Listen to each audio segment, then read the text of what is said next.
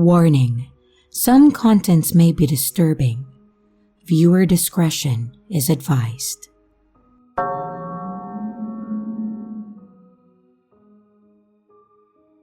My cat recently passed away, and I was devastated. For days, I couldn't stop crying or thinking about her. One day, my sister, who lives in a nearby city, called me about a 10-day-old stray kitten that she found next to its dead mother near a pile of garbage. She suggested that we adopt the kitten, thinking that it might help ease my grief while giving the tiny creature a chance at a better life.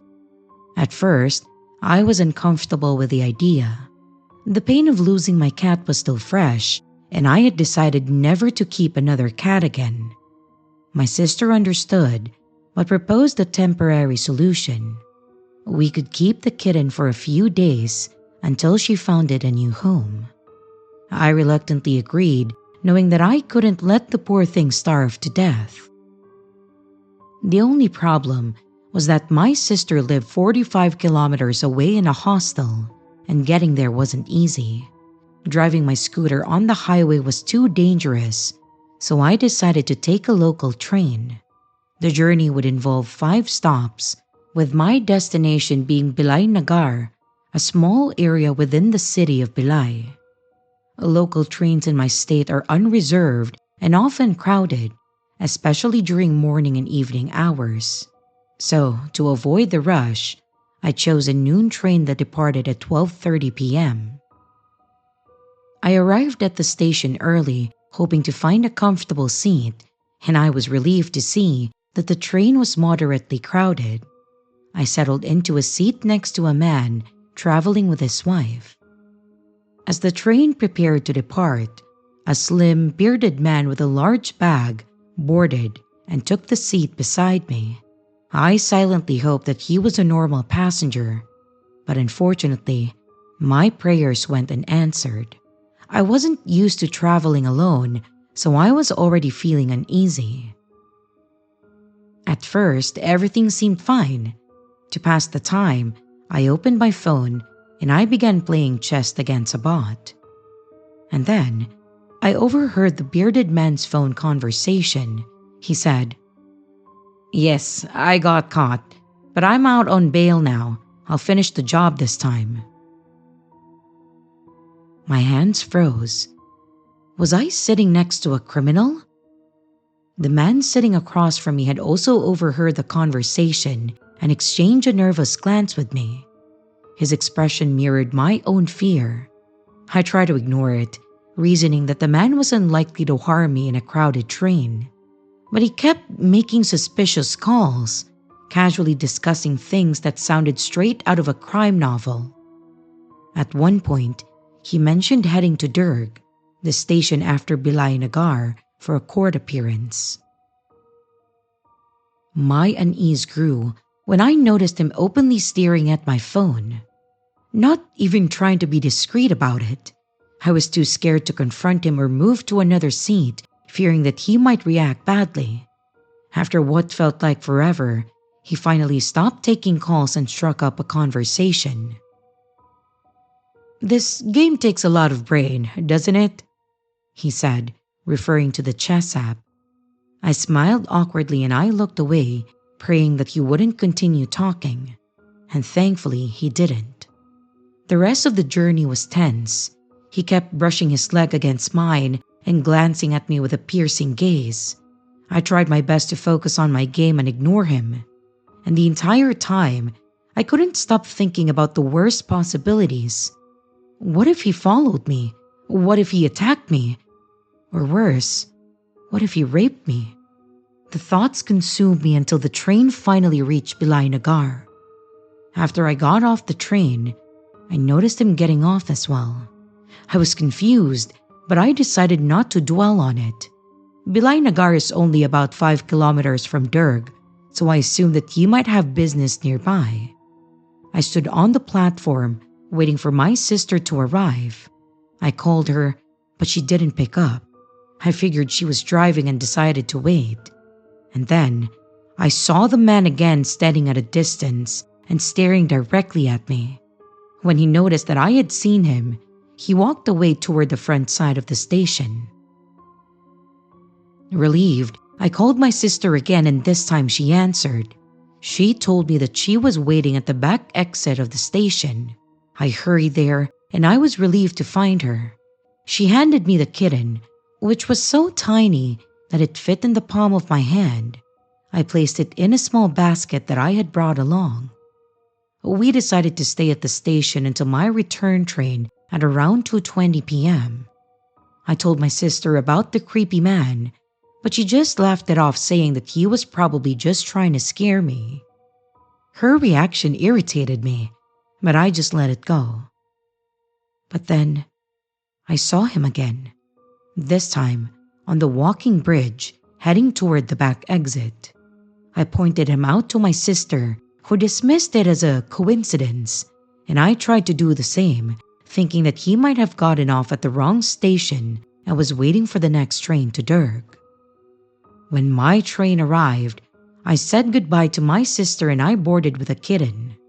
The train was so crowded, so I stood by the door. And about 45 minutes later, just 2 stops away from my destination, I spotted the man again. He walked through the crowd and stood directly in front of me, staring. And I ignored him, but my anxiety skyrocketed. As the train approached my station, he leaned closer and asked about the basket. "What's inside?" he inquired. I replied, a kitten," and explained that my sister had rescued it. He smiled and said, "It's rare to meet good people like you." The train stopped and I quickly got off without responding. Instead of exiting through the main station gates, I headed to the local train parking area, about 1.5 kilometers away where I had left my scooter. No one usually walks through that section unless they have a vehicle parked there. And as I walked, I realized that the man was still following me. My heart raced as I quickened my pace, and so did he. By the time that I reached my scooter, I was trembling with fear. He even followed me to the parking lot. I started my scooter, and I sped away, taking a longer route through secluded valleys to avoid traffic. And thankfully, I never saw him again. His face still haunts me, and I haven't traveled alone since, and I am terrified of the idea. That 3-hour ordeal was the scariest experience of my life. Let me know if you guys think that I was just overthinking stuff, or share your thoughts with me about what you guys think of my experience.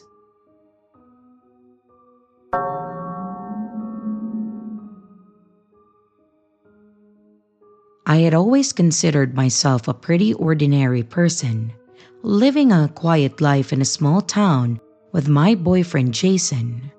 We'd been together a couple of years and everything was going smoothly. That was until this strange encounter turned my world upside down. About a month ago, Jason came home from work looking a bit rattled. This wasn't like him. He's usually the calm and collected type. I asked him what was up, and after some hesitation, he told me about a man who had come into his workplace that day. The man had asked to speak with him directly, which wasn't entirely out of the ordinary, as my boyfriend managed customer service at a local hardware store. But the conversation that followed was anything but normal. The man, whom Jason described as scruffy and intense with an unsettling demeanor, asked, "Are you Jason?" When he confirmed, the man said something that sent chills down my spine.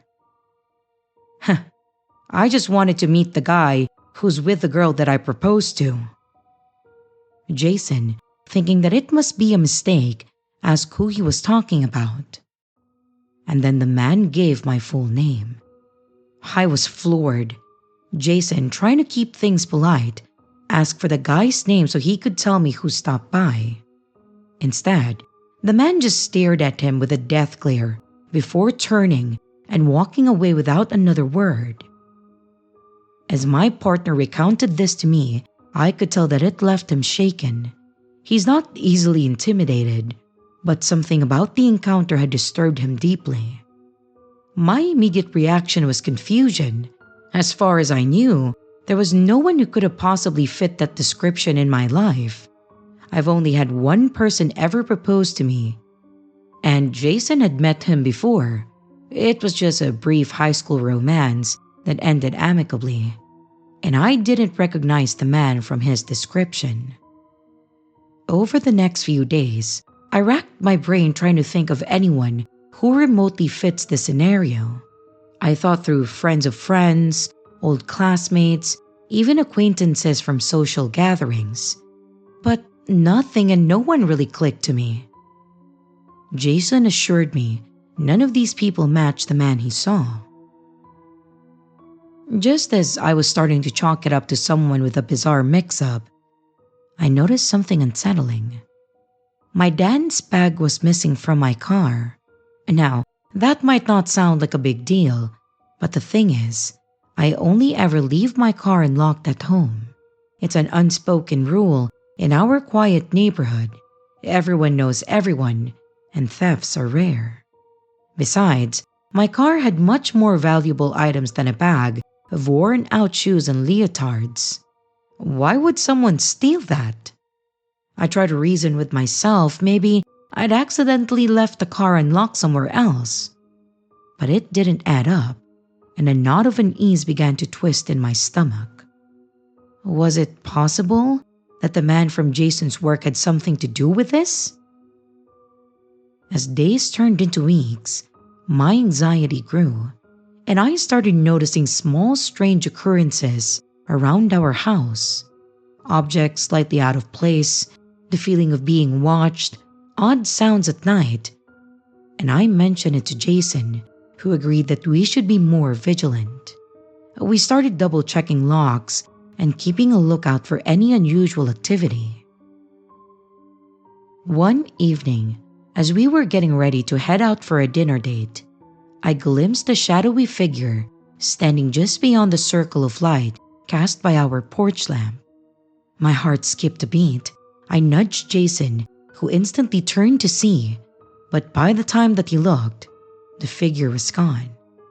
I tried to shake it off as paranoia, but deep down, I couldn't dismiss the possibility that it was the same man lurking. But time passed, and with no further incidents, I convinced myself to move on. Until one night, when I was home alone since my boyfriend had to work late, I had settled into the couch with a movie and also a glass of wine. Halfway through, the power suddenly flickered and then went out, plunging the house into darkness. I froze, my mind racing through all the horror movie scenarios that I have ever seen. And gathering my courage, I reached for my phone to use the flashlight and then checked the circuit breaker. As I moved through the hallway, I heard a soft, deliberate tapping at the window, the kind of sound that makes your skin crawl. Peering through the curtains, my heart pounded as I saw the same shadowy figure standing in the yard, looking directly at me.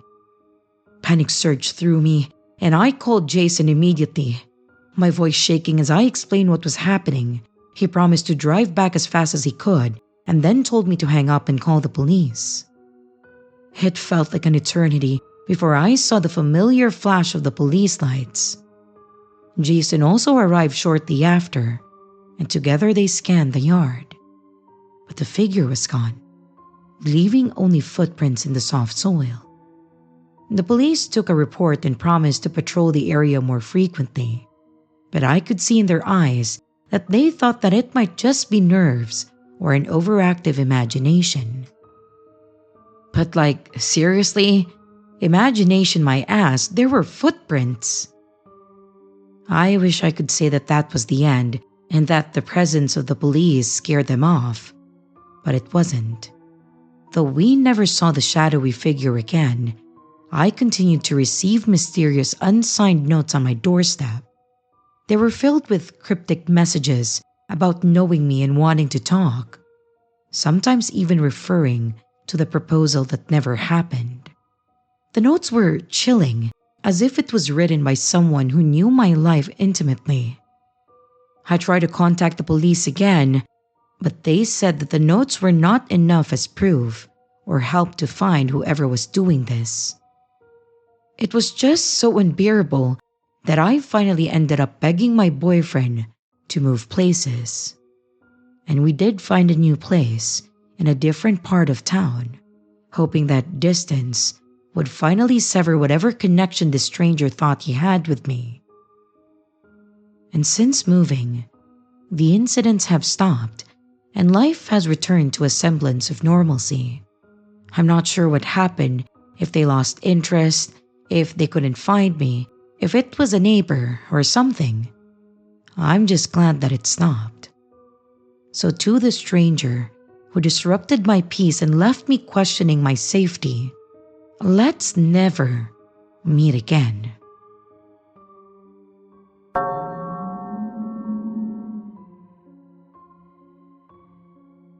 As a child, I traveled a lot with my mother to different tourist places in our country and abroad. We celebrated that New Year's Eve in Austria, and I was 12 years old at that time. That day, we were at the Kunsthistorisches Museum, one of the most famous places in Vienna, especially for tourists like us. However, I remember that this rendezvous was very tiring for me. When we were at the very bottom of the museum, my mom said she wanted to go to the bathroom and asked me if I wanted to go to the store afterwards before leaving. I replied that I didn't. I told her that I would wait for her at the bench in front of the wardrobe until she did her business. She was absent for a few minutes when a very tall man with creepy smile from one ear to another and wild, wide open eyes approached me when I was sitting there. He started talking to me, and I thought he asked me some questions, but he was speaking German, and I didn't understand what he was saying to me. I replied to him that I didn't know the language, which infuriated him. He touched my shoulder and changed his voice from affectionate to aggressive. His English was so-so, as was mine, but he tried to convince me that I do really speak German and that I try to fool him. At this point, my mom came back and approached the man in surprise. He was clearly frightened, quickly waved at me and fastly walked out of the museum. My mother asked me what he wanted, but I didn't know what to say to her, for I understood nothing of his speech except a complaint that I did not answer him in German. There was also an elderly couple who were around who overlooked all the encounter. I approached them and asked them what the man was trying to tell me. The woman just replied something that it doesn't really matter and that the man was very strange and I should be really careful. Who knows what would have happened if my mom hadn't shown up on time.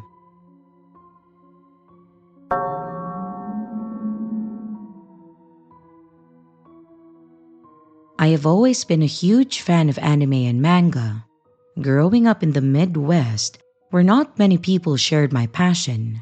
So, at 24, I decided that it was finally time to attend one of the larger anime conventions in my area. Two of my closest friends, Emily and Sarah, were equally excited, so we planned a road trip to experience the colorful spectacle together. And the first day of the convention was everything that I hoped it would be: vibrant costumes, bustling booths, and the contagious energy of fellow fans. We wandered the expansive halls, taking in the sights and snapping photos with cosplayers who brought our favorite characters to life. It felt like stepping into another world, a place where I could truly be myself. Well, that happiness was short-lived though. As I was browsing through a booth filled with collectibles, a man suddenly approached me with an unsettling eagerness. He seemed out of place among the crowd of anime enthusiasts. He had a tiny hat perched on his head that caught my eye as he introduced himself casually. Let's call him Nick. Nick claimed to be a guest at the convention, though I had no idea who he was. He didn't seem like someone who would be into anime or manga, which made me question his presence there. I tried to brush off my unease, but as he talked, his eyes never left mine, making me feel exposed. Nick attempted small talk, asking if I liked to cosplay. With an awkward laugh, I joked that I could probably dress up as a green M&M since I was proud of my legs. And to my surprise, he latched onto the idea with disturbing enthusiasm. He suggested that I do it for him. His gaze lingered a little too long, making my skin crawl. I quickly excused myself, rejoining Emily and Sarah, hoping that that was the end of it. But throughout the 3 days of the convention, Nick seemed to pop up wherever I went. It was like he had some uncanny ability to track me down in the throng of people. His persistence only grew more unnerving with each encounter. And what made it worse was the fact that Nick had a girlfriend at the convention. I saw her a few times, always busy with her own activities. Nick seemed to take advantage of her distractions, trying to flirt with me whenever she wasn't around. It felt wrong and made me feel incredibly uncomfortable. At one point, I tried to bring up his girlfriend in the conversation, hoping that it would deter him. I asked if she would be upset that he was showing interest in someone else. He waved it off, saying that he could convince her to be okay with it, and bizarrely referred to her as a ladyboy. His complete disregard for her feelings was alarming. Every time he found me, I felt trapped. The convention's atmosphere, once filled with excitement, actually turned suffocating. I started to dread walking through the halls, fearing that I would see his tiny hat bobbing toward me. It might not sound like classic stalking, but his presence was invasive enough to make me feel like I was under constant watch. After the convention, I looked him up out of curiosity. Turns out, Nick attended the 3 major conventions in my area every single year. The thought of running into him again filled me with so much dread, so I reluctantly decided to skip any future cons, prioritizing my peace of mind. So, to Nick, the man with a tiny hat and unsettling presence who followed me for 3 days during the anime convention, I hope that I never see you again. And also, I hope your girlfriend breaks up with you, asshole.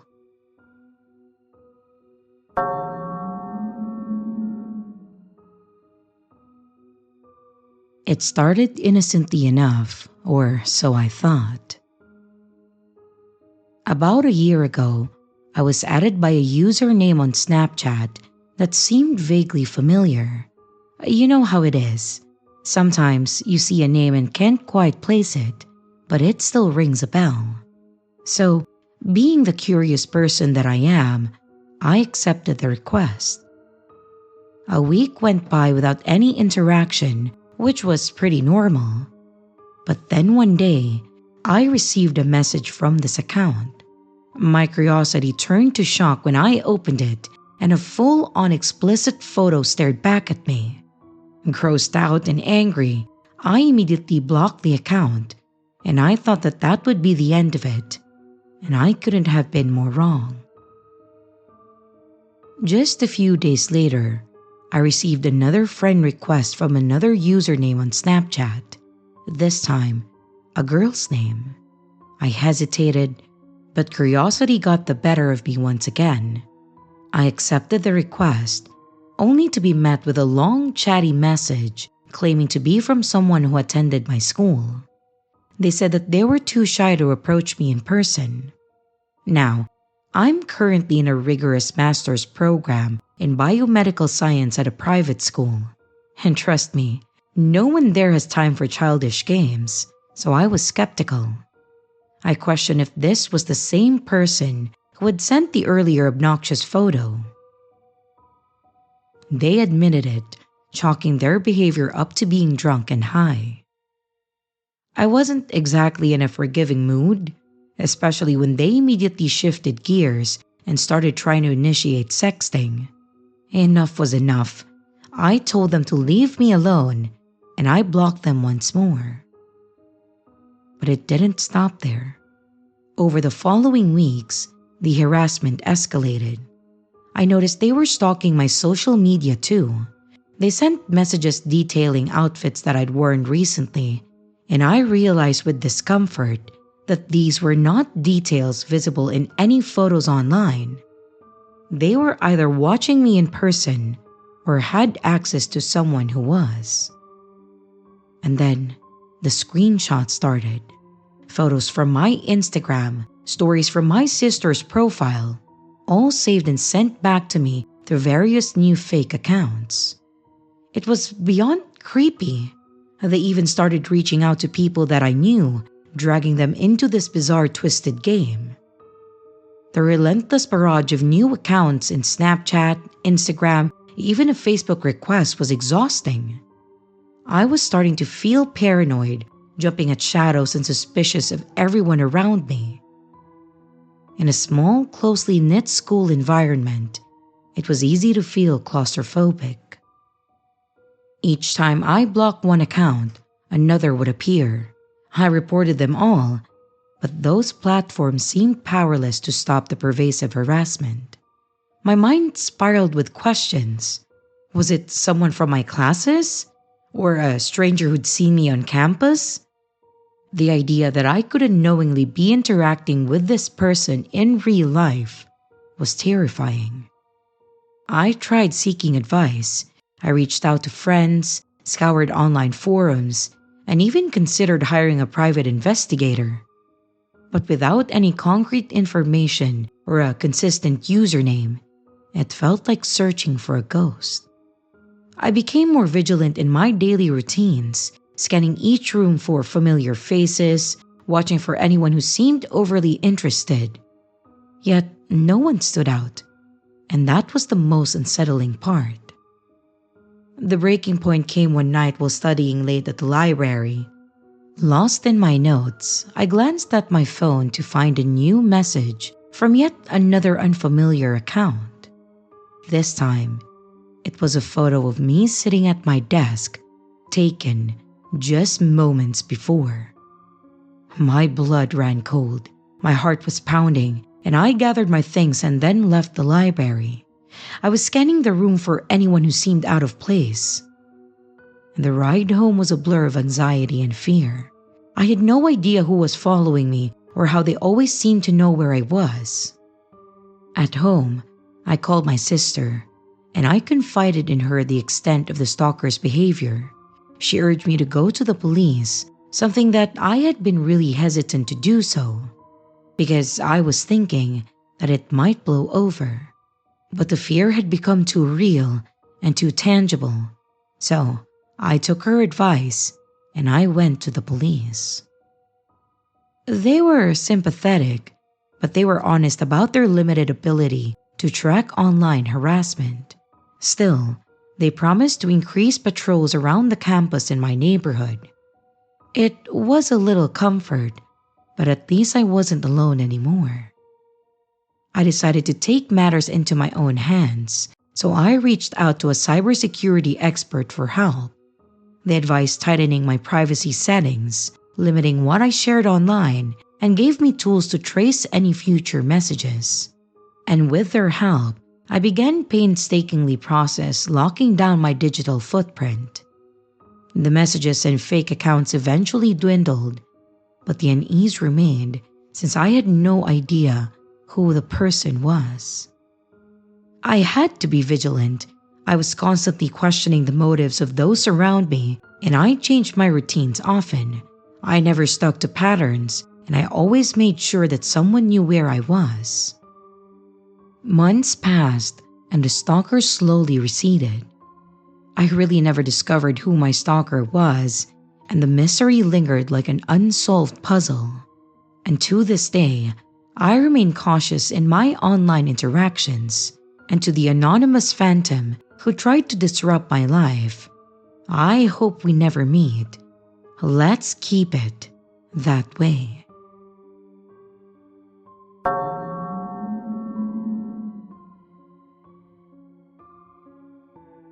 I'm not quite sure if this fits here, because it was a bit of a strange situation, but here goes. I used to get bullied, and so did pretty much all of my friends. I have witnessed some of it, and I couldn't believe how cruel and degrading people could be. It wasn't a shock when Sally, my best friend, brought up a boy that she had made friends with in a conversation. We were on a holiday at that time, and I already knew this kid. He was quiet, pretty smart, awkward, and clearly sad. She explained how he got bullied for his voice and how his ex-girlfriend was spreading rumors that he was faking a condition and that he didn't really sound like that. She wanted to know if she could let him sit with us at lunch because he usually didn't have anyone to sit with. I obviously agreed to it, not really knowing that much about him. I had talked to him a couple of times before, and he seemed pretty happy about having someone to talk to. But I couldn't see any personality when I talked to him. Everything he did just seemed odd, like it wasn't really him. I know that sounds weird, but that's how I felt. His name was Samuel, an unusual name, but quite nice. He seemed like a kind person, but I still had that weird feeling about him. After a while of talking to him, Sally and I got to know him better. He liked dark jokes, much like me, and he was really into Doctor Who. None of us really knew much about it, but we still let him talk about his interest so that he would feel more comfortable around us. He talked a lot, and I didn't even realize that he had feelings for Sally until he asked me if she likes Harry Potter and what her favorite colors are. She soon realized this too, but she had just gotten over a boy, so she made it clear that she wasn't interested. He wouldn't leave her alone though. He was always next to her, somewhere nearby, and it started to get to her, and she hated it. She felt as though she couldn't be alone, so I tried to do something about it. I wanted to help, so I turned his attention from her to me. I started hanging out with him more often, listening to his terrible, unfunny jokes, to his strange interest, to everything that he said. I tried to make it seem like I wanted to be there, even though at this point, I really didn't. I wanted to get away from him. He was beginning to tire me out emotionally, with him constantly being there somewhere near me. He wouldn't leave me alone. He even walked home with me and my friend Grace, despite the fact that he walks in the opposite way to get to his house. At one point, I was going through a particularly hard time, and being desperate for help and someone to talk to, I turned to him. I knew that it was the wrong move, but desperation led me to make that move. He asked to video call me, so I agreed. I was crying. He tried to calm me down, and eventually he did. And he just started making his horrible jokes and talking about things I like and stuff he actually shouldn't have known about. But I didn't think of it at that time because I wanted someone to make me laugh. Laughter got me through a lot of hard times, you know? I began to think that he wasn't so bad after all, and that we just didn't like him for what he did to Sally. But maybe he wasn't like that. I started talking to him through video almost every day after school, and I noticed him being around more often. One day, he said he needed to tell me something, which turned out to be his confession. He confessed that he had a crush on me, but I had to go because my mom wanted to watch a movie. When I returned, I had about 10 video and voice messages from him. All of them were him apologizing because he apparently thought that I hadn't actually left to go watch a movie, but was instead avoiding him because of what he told me. I felt horrible. I didn't mean to upset him. He was crying, and I explained that I really went to watch a movie, and that's why I was gone. Fortunately, he understood. After a while of hanging out with him, I began to get tired of him again, with him constantly being there, and now also knowing that he was crushing on me. I looked back to the situation with Sally and began to spot the same things in our friendship. He got clingy and just downright annoying. I politely explained to him that I didn't want to sit with him at lunch anymore, but he still insisted that I sat with him. I declined, and I just told him to go away every time he approached our table. One particular incident made me lose all respect for him though. He would sometimes randomly walk with me and Grace, as I mentioned before, but this time it was different. Outside was a thick mist, but even I could see in it, and according to my friends who have looked through my glasses, I am technically blind. He didn't wear glasses or contacts because there is nothing wrong with his eyes. Well, we walked all the way to Grace's house and we said our goodbyes. I often stayed at her house after school and we would watch weird videos that we found in her recommended. About an hour into me being there, we hear a knock at the door and she goes to answer it thinking it's her parents. Well, needless to say, it wasn't her parents. It was Samuel. I heard his voice and dropped to the floor, hoping that he hadn't seen me. After a long while of silence, I proceeded to army crawl over to the door to see if he was still there. And lo and behold, he was. "Hello?" His voice echoed in my mind at this point, and I began to crawl back. I'm lost. I can't find my house. Can you guys help me?" he asked. Liar. How could he possibly not know where his house is? And it's not like I knew where it was. I'd never been there. He persisted and continued to knock on Grace's door. She was hiding in the living room. We came to a decision that we would hide in the conservatory until he goes away, and so we did. So time passed before Grace chose to climb onto a desk to see if he was still there. I jumped back when she yelped and stumbled off the desk, almost knocking me over. She turned to look at me and then pointed in the direction that she was looking at. "He's still there. He was looking directly at me and he fucking waved at me," she whispered. "No way," I whispered back. This couldn't be happening. This wasn't happening. We weren't trapped by him. He wasn't outside. This was all just a joke or something. But Grace's face looked so scared and in a way angry as well.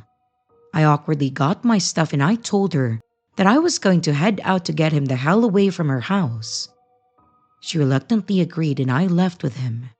I offered to walk him down to the shop and let him go from there, but he refused to let me leave. He told me that he couldn't see very well and that he almost got hit by a car earlier. Bullshit. This boy had boasted many times about how good his eyesight was. There was no way that he suddenly couldn't see. Despite his apparent sight problem, he flawlessly led me to his house. At this point, I was in an area completely unknown to me, and I began to worry. How would I get home? It was already dark and there was no way that I was going to wander an area that I have never been in, especially in the dark. Who knows what kind of creeps could have been hiding out there? I brought this up to him, and he assured me that him and his mom would drop me off. I didn't want that. I didn't want him to know where I lived. With how he was acting, I was fully convinced that he would try to pull something. I suffer from symptoms of schizophrenia, and this didn't at all make it better for me. I felt unbelievably unsafe at that moment, and I wish that I hadn't left Grace's and explain it to my mom later. I was sure that she would understand. Countless minutes dragged on as I sat and waited in his room surrounded by his cats. They were the only thing keeping me from snapping and just trying to make my way back home on my own. And soon enough, his mom arrived and agreed to drop me off. Seeing how distressed I looked, she offered me some chocolates and assured me that I would be just fine. She must have thought that she was the problem. It wasn't her. He was in the car, and he would now know where I lived. I wanted to cry. This brought back so many horrible memories with stalkers that I had in the past. He was so much like all of them. His eyes gave me that horrible feeling of hopelessness, and I hated it. After they dropped me off at my house, I went to my mom and I broke out in tears. I couldn't take it anymore. He went too far this time, and my mom said that she was going to report him for that, because he wasn't going to cause me this much stress and then get away with it. I agreed at that time, but soon after, I asked my mom to just forget it. Maybe this would all go away. It didn't. The next day, I told him that I wasn't allowed to talk to him anymore because my mom told me not to, but he still refused to leave me alone. I obviously got mad due to having enough of his shit, and I had a complete mental breakdown saying that I was going to get Tim, my boyfriend, on him because I was done. Grace and Felicity, who is my other friend, tried to take me to one of our most trusted teachers. But a few other teachers, despite seeing me cry hysterically, refused to let us through because she probably won't be able to help. So, we found another teacher and explained the whole situation to her. She assured me that she would speak with him and attempt to get this sorted. Throughout the entirety of my geography class, I was having major anxiety, but I calmed down a bit in math. When lunch came about, I saw Grace standing next to the door holding Samuel's stuff. "What the hell is this about?" I questioned. "I don't know. He just dumped it on me and left. Now he's in the toilet," she told me. Then one of my male friends who knew about the situation, Chad, approached us and offered to take his stuff while we leave. I thanked him 1,000,000 times and then we hurried away. We reached the hall and sat down at the table where Sally and Felicity were, and everything seemed fine. Until he showed up again. He seemed pretty angry, so I assumed that the teacher we spoke to had talked to him. I began to panic, thinking that this wouldn't end well and that we were all in danger. Then Rafida, another close friend, walked over to him, attempting to save me from an episode. She told him that I don't feel all right and that he should probably go. But he completely ignored her and asked me if I wanted food. I nervously shook my head, and he started saying that he was going to pass out and that he needs to sit down. Rafida calmly told him that he can go sit down somewhere else because this isn't the best time. He turned to her, fury in his eyes, and yelled, "Now!" I hid my face in my hands, and I felt weak, like I was going to start hyperventilating. He sat down, and Rafida, having had enough of his shit, grabbed my arm and said, "Come on, let's go," while dragging me away and the others following. He also left the hall, but luckily he didn't follow us. Then, all of the built-up stress and anger caused me to start hyperventilating and crying because I felt like I put not only myself but the others in danger. I didn't know what to do anymore. Then Chad came and said that he will talk to him for me and ask him to sit with him instead of us. Once again, I thanked him with all of my heart and we went back into the hall. One of my old friends, Shayla, well, he is now transgender and his name is Jaden, came up to us and we told her about the entire situation. She told us that this wasn't the first time something like this had happened, and that he had a book in which he wrote about plans for mass homicide, and that he calls it Samuelism. Then Chad returned and told me that Samuel wants to talk to me after science and how I probably should. So after science, I waited for him and he said that he hadn't realized that he was causing a problem. Shut up. Of course you did.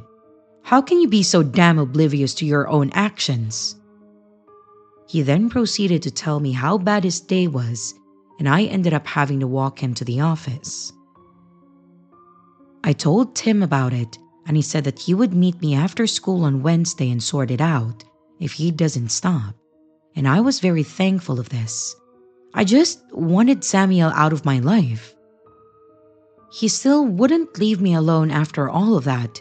He even specifically moved next to me in English class. After everything that happened on Friday, he still persisted with his little game. That day was parents' evening at school, so I went with my mom and I left my phone at home. When I got back and looked at my phone, my heart dropped. 20 messages. Fucking 20 of them within half an hour, all from Samuel. I started ranting about all of this to myself and even went in the bathroom to practice what I was going to say to him the next day. I started crying again because all of this was just too much to bear. And then I decided to do something. I decided to call him out on all this stuff and inform him that a troubled childhood isn't an excuse to put someone in the same situation. He tried to guilt trip me into forgiving him by telling me about how awful his childhood was, and I admit that I felt bad for him because no one should have to go through that kind of pain. But to show him that he isn't the only one who has dealt with things in the past, I told him about myself. Halfway through me explaining that I had a lot of trouble showing and experiencing emotions as a child, and that I had a lot of violent homicidal thoughts, he interrupted me, saying that he also didn't have emotions and that he tried to kill someone because he thought it was funny. This actually pissed me off because not only was he interrupting me to add to his story and trying to make me feel even worse, he was trying to one-up me on my suffering. If you ask me, that is absolutely disgusting. You don't compare struggles because you only have your own experiences to go off of. Don't try to make another person feel as though their problems don't matter and that they shouldn't ask for help with their problems because they're too small. That's just wrong. I calmly told him that I let him finish his story without interruptions and that it was only fair for him to let me finish mine that way too. He quickly apologized, being caught out on his bullshit. I told him the rest of my story and let him realize that he really wasn't the only one who had gone through stuff in his childhood. He then began begging for me for another chance at being my friend. I declined, and I decided to talk with Sally instead, ignoring the rest of his messages. Every day until that point, and even for a while after, was just me feeling like I was going to die. I actually contemplated suicide for a while because I couldn't deal with his constant presence. I was afraid to leave my house because I felt like he would be there. I know this is a bit weird, but I felt that way because of my schizophrenia. My episodes began getting more frequent and severe. There were periods of time where I could not concentrate in class and actually couldn't hear what the teacher was saying because of my auditory hallucinations. I generally felt like shit, and it got so bad that I felt like I didn't want to be here anymore. But after telling him to bugger off, I felt like a giant weight was removed from my chest and that I could breathe my own air again. Not for long though, because he kept trying to come back into my life despite me refusing to be his friend ever again. I was still there for him, but only in absolute emergencies. And by that, I mean that only if he was on the verge of dying. I wish I could say that he left me alone since then and that I never saw him after that. But I can't, because I still see him around at school, and unfortunately, he's friends with my friend Brian, so I still have to hang out around him, which sucks. He annoys me purposely to get my attention by calling himself God and other things that suggest that he thinks way too highly of himself. Anyway, that's about it for my story. Samuel, please shut up about your godly status for a second and realize that the reason people hate you is because you do this shit. Not once, not twice, but always. So pause, think, and stop so that you don't melt any more brains.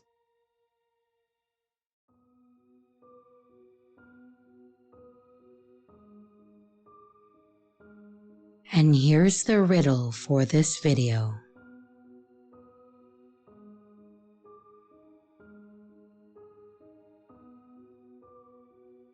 Hello everyone, it's your creepy sister here.